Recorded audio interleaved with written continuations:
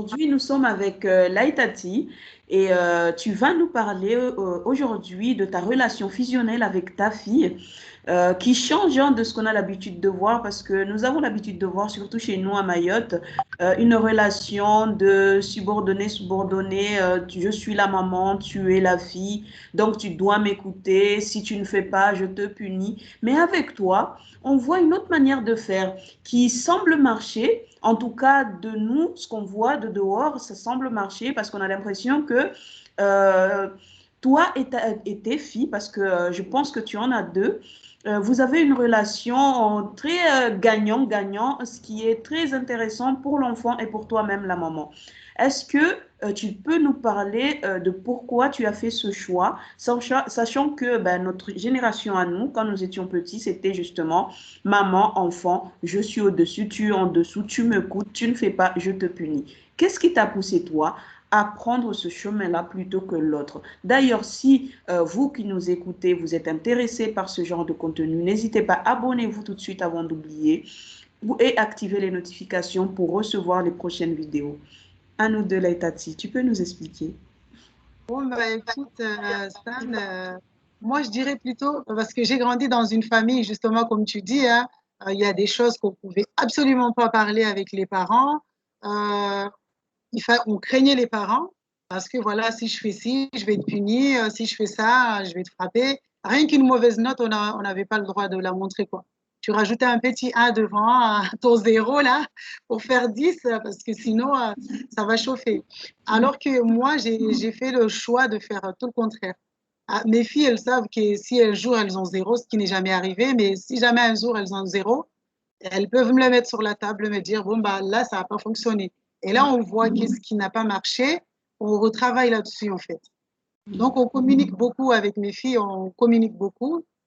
Et moi, je trouve que c'est une chose très importante, la communication. Parce que si c'est pour que je me dise, bah, aujourd'hui, si je rentre à la maison, je vais me faire tuer, résultat, je fais quoi? Je traîne dehors. J'ai une mauvaise note, je ne vais pas rentrer, je reste dehors jusqu'à ce que voilà, il fasse nuit. Et là, je vais me faire double trucider. Alors que moi, mes filles, peu importe la bêtise, hein, quand il leur arrive d'en faire, elles vont rentrer, vont me dire, bon, bah, aujourd'hui, j'ai un mot dans le carnet parce qu'il s'est passé ça en classe. Puis moi, je vois avec le professeur qu'est-ce qui s'est passé, qu'est-ce qui n'a pas marché. Et là, elle sait que la prochaine fois, voilà, c'est quelque chose à ne pas faire. Et je peux te dire qu'autour de moi, j'ai beaucoup de remarques, que ce soit mes proches ou d'autres personnes. Ben, ce sont tes filles, vous vous comportez comme si vous étiez copines, vous vous parlez. Tiens, elle vient de te dire, maman, arrête ça. Elle m'a dit, arrête ça, j'arrête. Si ça lui plaît pas, je la taquine, elle me dit, arrête ça, j'arrête. Moi, jamais j'aurais dit à ma mère, arrête ça, parce qu'elle me dit quelque chose qui me plaît pas. Je devais le subir. Je pense qu'on est tous passés par là. Ça me plaît pas, mais c'est ma mère, j'ai pas d'opinion, j'ai pas d'avis, je subis l'opinion des adultes. Tandis que moi, mes filles, elles ont leur opinion, elles ont quelque chose à me dire, on en discute, on trouve un consensus. Des fois, on n'est pas vraiment d'accord, mais on arrive à trouver un terrain d'entente pour que ça convienne à tout le monde. Donc, je pense que c'est une chose auquel on devrait se pencher. Parce que comme tu dis, c'est pas que en dehors. Je peux te dire que ça fonctionne. Moi, j'ai fonctionné comme ça et ça fonctionne. Et je dis toujours, j'ai une phrase préférée que je sors toujours aux gens qui me font des remarques. Il faut vivre avec son temps. Moi, je ne vis pas à l'époque de mes parents. Parce que quand eux, ils me disent, à mon époque, ma mère, je ne faisais pas. Oui, à votre époque. Aujourd'hui, on vit dans une autre société où il faut communiquer. Il y a pas de secret. Si on ne communique pas, nos enfants vont nous faire des secrets. On vit dans une société qui est très, très dangereuse. Rien que les réseaux sociaux, il peut se passer beaucoup de choses. Donc, si on ne communique pas, si on ne dit pas à nos enfants ce qui est bon, ce qui n'est pas bon, qu'ils puissent euh, se dire que là, je peux dire à ma mère que j'ai fait quelque chose de pas bien pour que voilà, elle puisse m'expliquer pour que je ne recommence pas la prochaine fois, ça, c'est très dangereux. Donc, moi, j'ai fait ce choix-là et ça fonctionne. Les remarques des gens, que ça soit positif, je les prends, ou négatif, je les prends, je réfléchis, je les retravaille et je les adapte. Donc, parce que moi, comme je te disais, j'ai une de mes filles qui danse, la petite. Alors, les remarques tous les jours, c'est une fille. Alors, je ne comprends pas qu'en 2021, on puisse me dire, c'est une fille quand même, tu la laisses danser. Et c'est des remarques qui viennent de personnes jeunes, que ma mère, elle dit ça, oui, mais il y a des jeunes qui me disent, c'est ta fille, elle danse. On l'a vu sur YouTube, on l'a vu à la télé, bah, elle danse. Et alors, c'est sa passion. Une vie sans passion, c'est pas une vie. Parce qu'à côté de ça, en plus de l'école coranique, s'il n'y a rien d'autre qui te plaît à côté, quel genre de vie on a à ce moment-là? Donc, nous, on peut dire qu'à notre époque, tu danses, mon Dieu, une fille qui danse, catastrophe. Tandis que moi, j'ai fait le choix de soutenir ma fille. Elle danse et je la soutiens. D'ailleurs, partout où elle est invitée pour danser, c'est moi qui l'amène.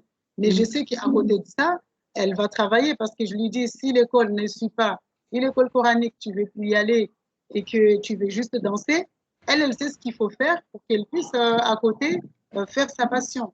Donc, c'est donnant-donnant. Et ça marche. Parce qu'elle sait que si à l'école je ne travaille pas bien, ma mère, elle va me dire, bon, bah, on va diminuer un peu la danse pour réviser. Et du coup, bah, elle fait de son mieux, elle travaille bien. Et voilà, elle sait que maman, il y a un concours, est-ce que tu peux m'inscrire? On voit s'il n'y a pas d'obligation au niveau de l'école, s'il n'y a pas assez chez les cours et tout. On s'organise pour qu'elle puisse faire quelque chose qui lui plaît derrière et qu'il n'y a pas que l'école, il n'y a pas que les études dans la vie. C'est comme la grande qui vit en métropole. Euh, les gens, ils voient sur les réseaux, elle voyage, elle visite l'Europe. C'est une fille, tu la laisses voyager. Aujourd'hui, elle est en Italie, demain, elle est là-bas. J'ai dit, moi, à sa place, à son âge, si j'avais eu le choix, j'aurais fait pareil. Donc, qu'elle vive. Tant qu'elle a les pieds sur terre, elle sait ce qu'elle a à faire, que voilà, elle a des études à côté. Quand elle a ses vacances, elle profite comme elle peut. Honnêtement, elle fait du mal à personne. Puis, je ne peux pas la surveiller. Elle peut très bien faire fac, son petit studio, et faire des bêtises si elle a envie. Donc, ce n'est pas parce qu'elle voyage et que elle fera des bêtises de plus que si elle ne bougeait pas de la métropole ou de chez moi. Donc, moi, j'ai dit une chose, la communication. Ça, c'est un mot-clé. En tout cas, moi, c'est ce que chez moi, même quand je vois un des enfants un peu renfermé, qu'est-ce qui se passe? Eh bien, on discute. Des fois, c'est bah, je me suis disputée avec mes copines et on va en discuter, il faut faire ci, ça. Et elle y va, elle discute avec ses copines et ça se passe. Je sais que la petite, une fois, elle est venue, je voyais que ça n'allait pas parce qu'on discute. Et quand ça ne va pas, je le vois tout de suite. C'est plus pareil, quoi. Et là, c'est bah, à l'école, on me traite d'intello, du coup, si je veux faire partie du groupe, il faut que je freine un peu. J'ai dit, pardon, je freine un peu. Je dis, là, il va falloir aller voir les profs. Du coup, elle m'en a parlé dès le départ. J'ai été voir la prof qui en a discuté, qui a revu avec le groupe, et ça s'est arrangé. Alors que si on ne discutait pas, elle pouvait garder ça pour elle. Parce que c'est une forme de harcèlement, il ne faut pas croire. Hein. Elle était exclue du groupe de copines parce que c'est l'intello, on ne traîne pas avec toi. Elle le vivait mal. Si elle avait gardé ça pour elle, ça aurait pu être dangereux. Mais moi, psychologiquement, je voyais que ça l'a travaillé. Ses copines, bah, on ne snappe plus, on ne discute plus. Je dis, tiens, bah, les copines, elles ne viennent plus à la maison, c'est bizarre. Je ne vous entends plus parler, c'est bizarre.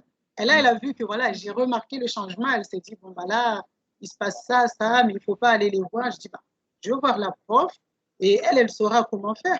Ça s'est fait, ça s'est réglé, mais sans pour autant que ça fasse, ouais, tu as été le dire à ta mère ou quoi que ce soit. Parce qu'on s'est organisé et on a réglé ce problème-là. Et maintenant, bah, ça s'est bien passé avec les copines. Donc, moi, même mes parents, ils me disent, mais tes filles, on dirait tes copines, ça t'arrive de te comporter à maman? Je dis, bah alors là, il faut demander à mes filles. Mais elles se disent toujours, la grande, elle dit toujours à la petite, maintenant que je suis là, fais en sorte de ne jamais voir le côté maman de maman. Parce qu'elles sait que ça rigole pas. Du coup, elles font toujours en sorte de ne pas voir mon côté maman. Donc, on rigole, mais quand il faut faire des choses sérieuses, on se pose, on fait les choses sérieusement, on discute. Des fois, on peut être là et puis je dis, bon, bah écoute, est-ce qu'on peut se parler? Est-ce qu'il y a quelque chose dont tu as besoin de me parler? Comme ça, spontanément, je pose la question. Et là, dire, bah non, tout va bien, tout comme elle peut me dire, bah écoute, là, ça va pas, là, en maths, ça pêche, ou avec une telle copine, ou avec euh, alors que c'est une question que je pose spontanément, sans avoir remarqué quoi que ce soit de changement, mais le fait est que je pose la question, ça la soulage, et elle se dit, ah, elle demande, elle a envie de savoir. Donc, je vais lui dire toutes les petites choses qui ne vont pas, comme ça, on discute et on réajuste. Et Et ça, c'est comment, quelque chose d'intéressant. et comment tu fais pour trouver la force, cette force-là, de dire à tout le monde, va, mais cassez-vous.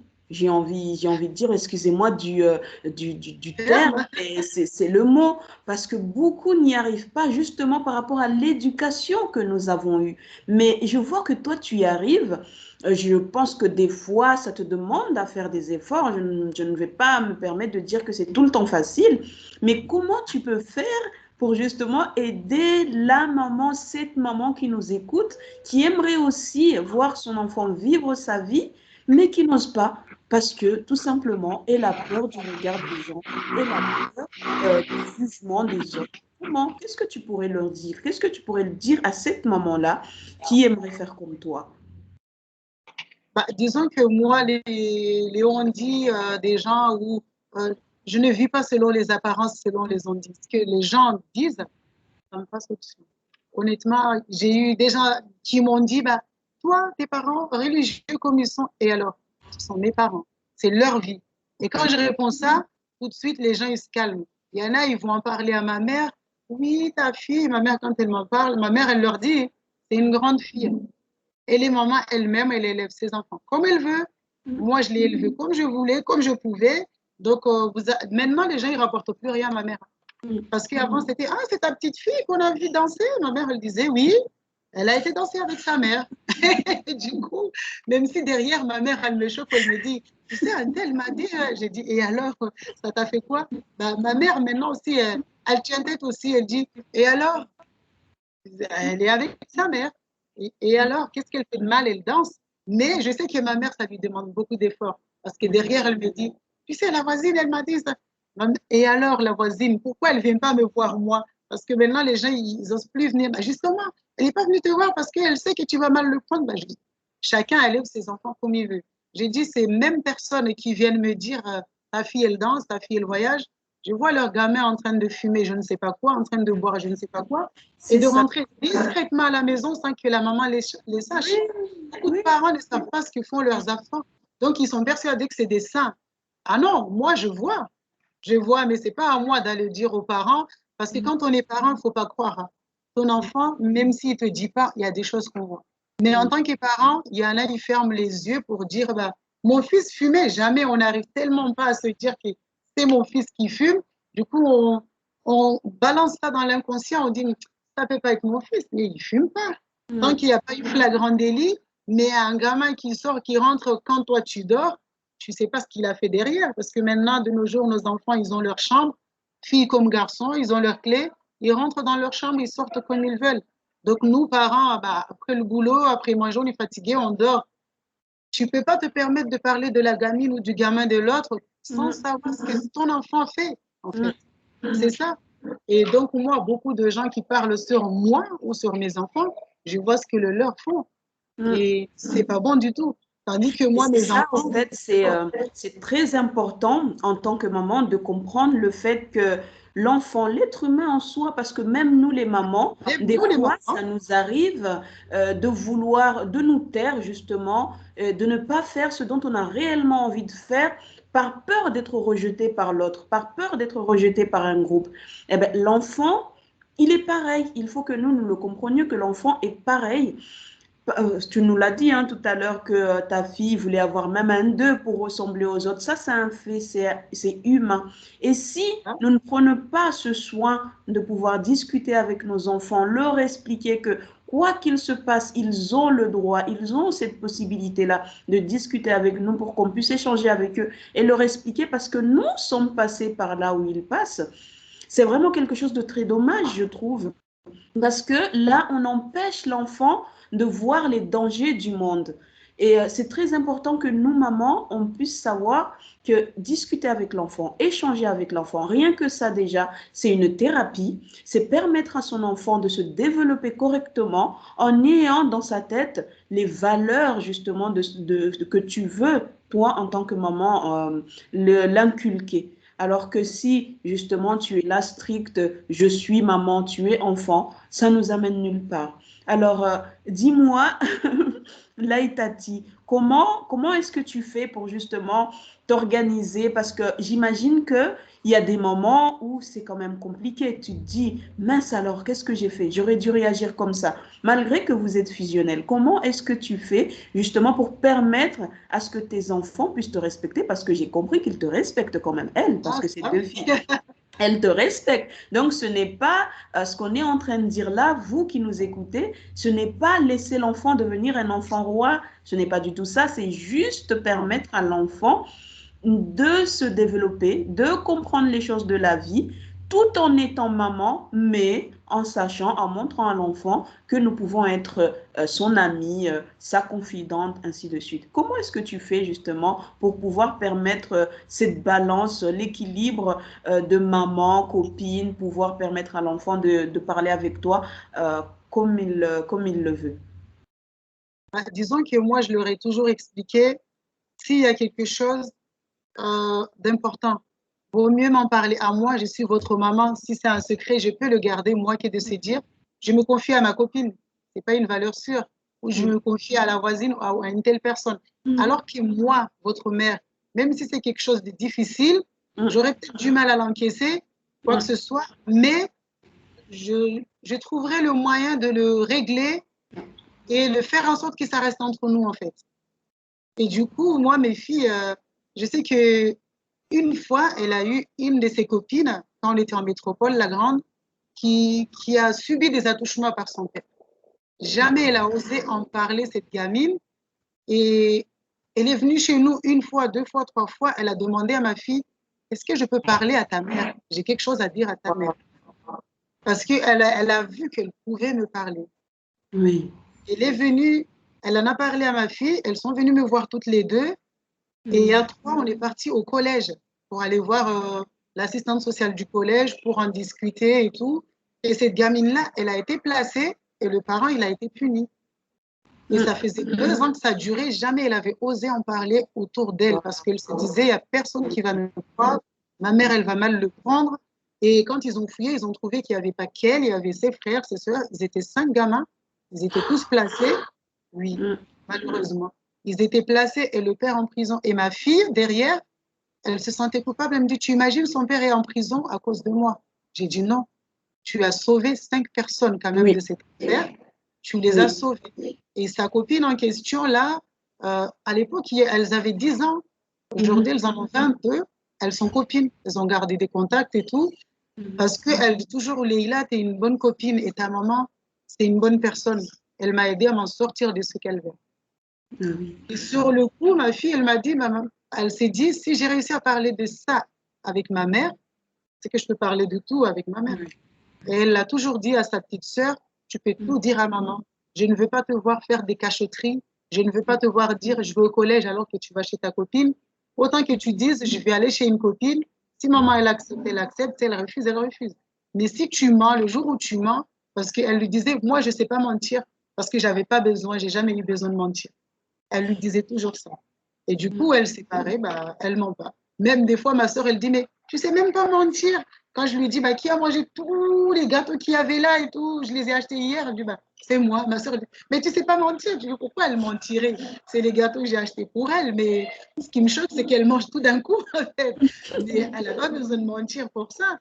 Donc, en tout cas, jusqu'à présent, elles ne savent pas mentir. Peut-être qu'elles mentent, mais je ne sais pas, elles ne me mentent pas parce que elle me dit tout, elle me raconte. Donc, même des fois, quand une de ses copines a des difficultés, elle me dit, tu sais, ma copine, ça, ma copine. Et des fois, ça m'arrive de tourner un sujet avec un parent, ça pour autant dire que votre fille, ça, mais ou avec un prof, parce que les profs, ça aide beaucoup. Hein. Des fois, tu vas aller voir un professeur pour dire, bah, il y a tel problème dans la classe avec un tel. Et là, les profs, quand tu sais que le parent, une fois qu'il le sait, bah, ça va partir au coup de fouet, aux punitions. On va voir le prof, on va voir quelqu'un de neutre qui saura voilà, régler le problème. Comment parler justement par rapport à cet enfant qui a eu les attouchements. C'est malheureux, mais si vous qui nous écoutez, nous avons fait une vidéo sur l'expression des émotions des enfants avec Rosette, une psychologue clinicienne. Vous pouvez aller voir cette vidéo dans ma chaîne.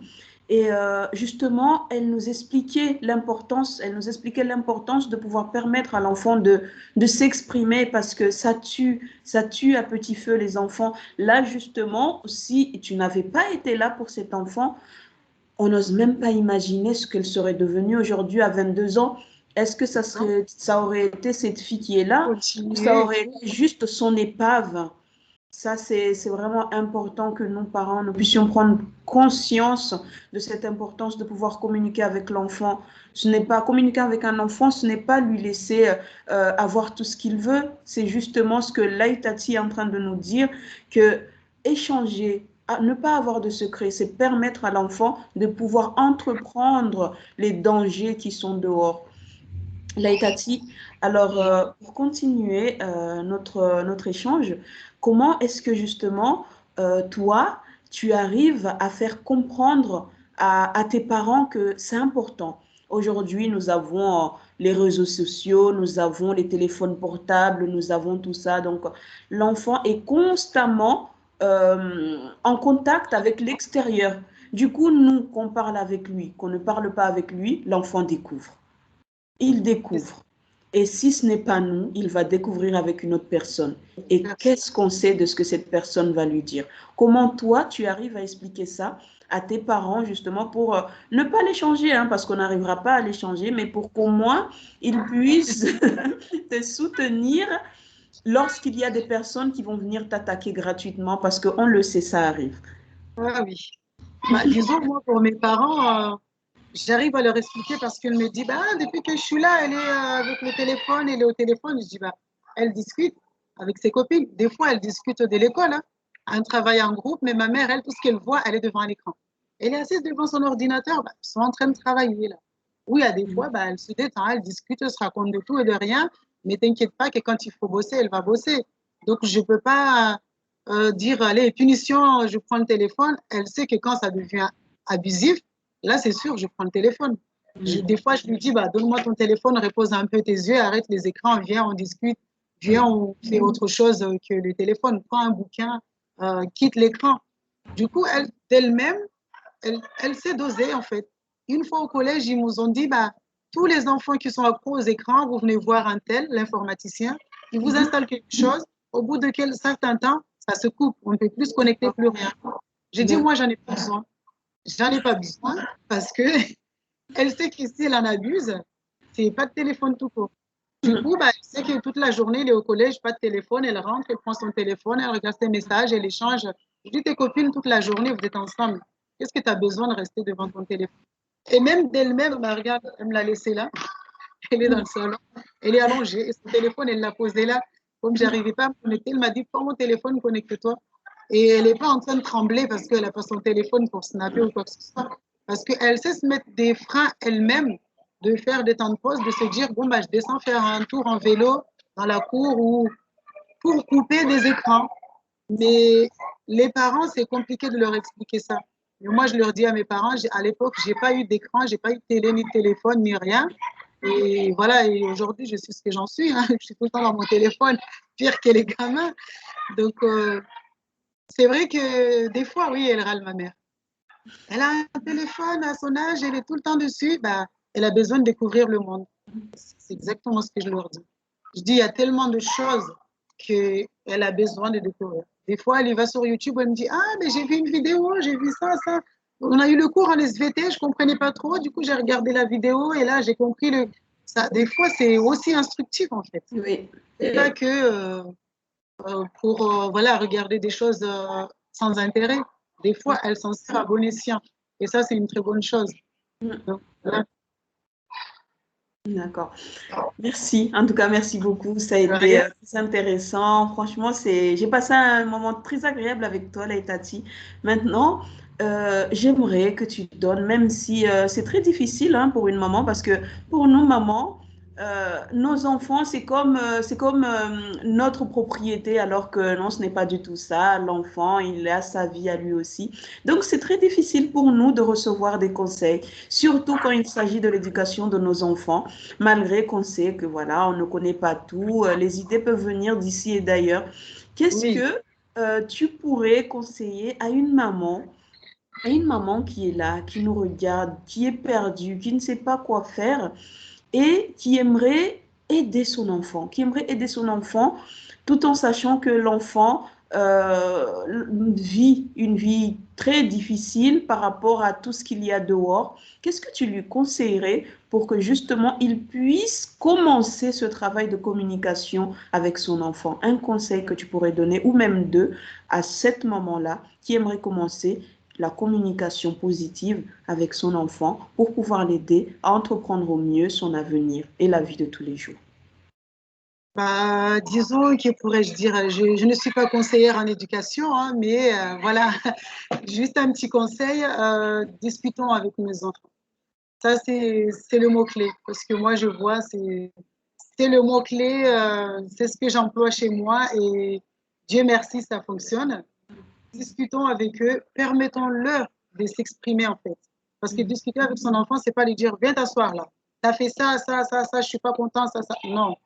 Tu l'appelles, tu as fait ça, pourquoi? Qu'est-ce qui s'est passé? Qu'est-ce qui a fait que tu as fait quelque chose qu'il ne fallait pas? Et là, on le permet de s'exprimer, tout en lui expliquant que peu importe les raisons que tu vas me donner, je ne suis pas là pour te punir. Au contraire, je suis là pour t'aider à ne plus recommencer. Et là, ça soulage tout de suite, ça détend l'atmosphère et l'enfant peut te dire, voilà, j'ai fait ça parce que il s'est passé ça, ça, ça. Et là, on peut ajuster derrière. Mais si tu appelles l'enfant, viens ici, la voisine m'a dit que tu as fait ça, ça, ça. Moi, tu m'appelles comme ça, je viens, j'ai aucune envie de te parler, hein. Et si je te parle, c'est pour te mentir.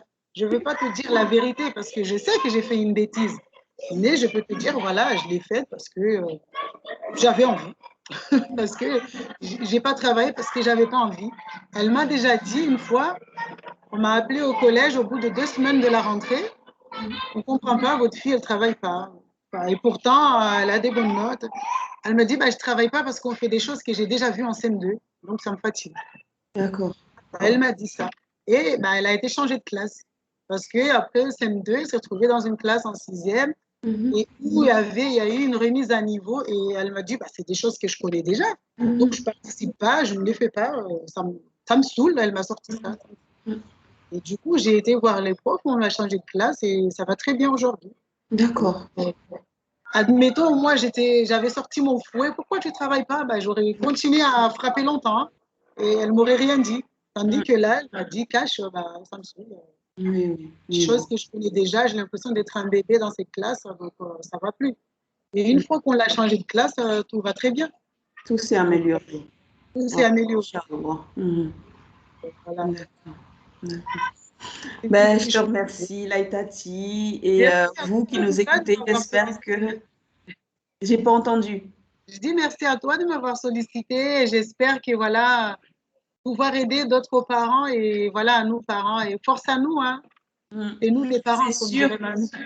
C'est sûr que tu vas aider parce que même si ce n'est pas tout le monde qui va se sentir concerné, mais il va y avoir au moins une ou deux, et rien que ça déjà, ça va permettre à cette femme de pouvoir se soulager, pouvoir relativiser sur pas mal de choses qui lui semblent beaucoup complexes, alors que c'est des choses très simples. Excuse-moi, voilà, oui. Donc, je te remercie, Laïtati, je te remercie, Il ça a n'y a été pas de très quoi. enrichissant. En En tout cas, tout bon cas, même courage moi, pour votre j'ai projet, beaucoup hein. appris. Même moi, j'ai beaucoup appris et j'espère que vous qui nous écoutez, vous allez beaucoup prendre en compte ce que Laïtati nous a dit parce que c'est très important de pouvoir communiquer avec son enfant. Je vous dis à très bientôt. J'espère que ça va être intéressant pour vous. On se revoit pour la prochaine vidéo. N'hésitez pas, abonnez-vous et activez les cloches, la notification bien sûr. À très bientôt. Au revoir. Salut, à bientôt, Stan. À bientôt.